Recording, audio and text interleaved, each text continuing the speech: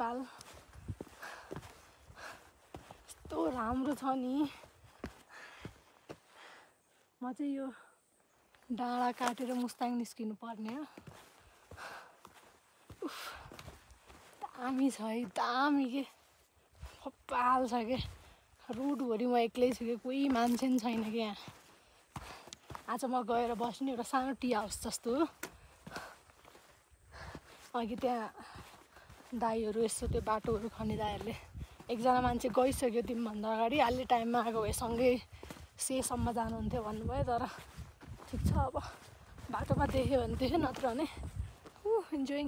म चाहिँ यो उकाली ओह्राली सकेर यहाँ चाहिँ एउटा गोठहरू टी हाउसहरू रहेछ, यहाँ आइसकेँ।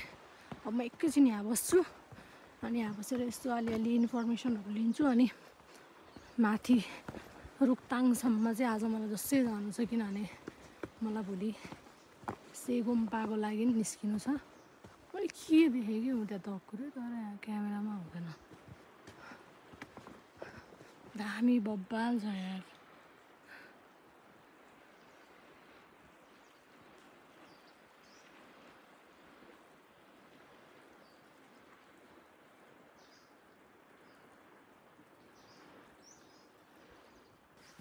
यस्तो दामी छ है। यहाँ पछाडिको मेरो भ्यू चाहिँ अति बब्बाल छ कि, यताको त झन् कुरै नगरौँ।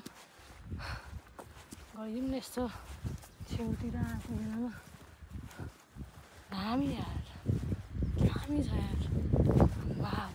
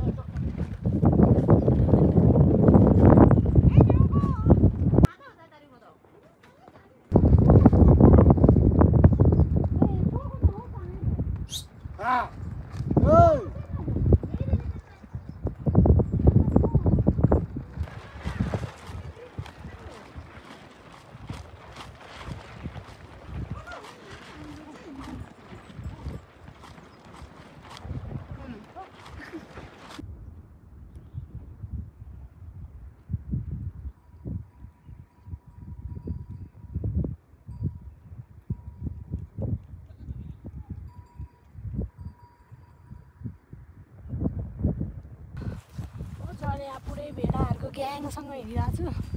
अब रुक्ताङसम्मको यात्रा। यो सब भेडाहरू चाहिँ दसैँमा पोखरा लान्छ कि, यहाँबाट चाहिँ उनीहरूले माथि अप्पर मुस्ताङबाट झारेर सब पोखरा लाने हो क्या, मुस्ताङबाट झारेर। कस्तो दामी क्या भेडा पनि। गाइजहरू मस्त बसेका छन् यस्तो राम्रो ठाउँमा। स्वर्गको एक टुक्रा मेरो देश नेपाल। तर के गर्नु, गधाहरूले चलाएपछि यस्तै हो।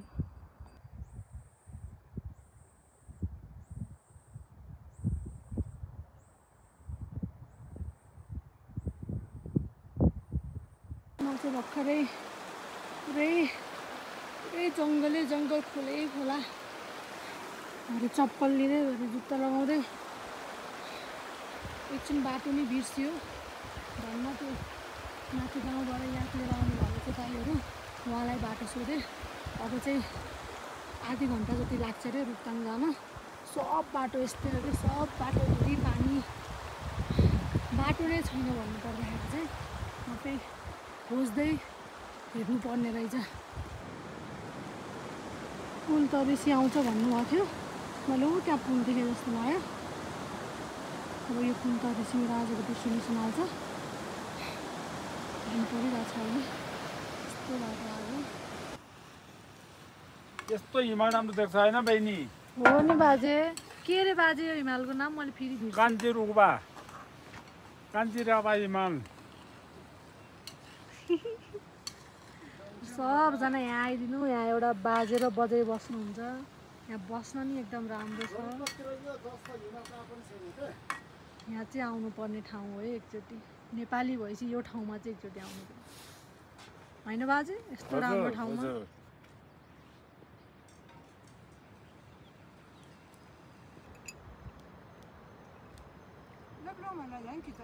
त्यसो भने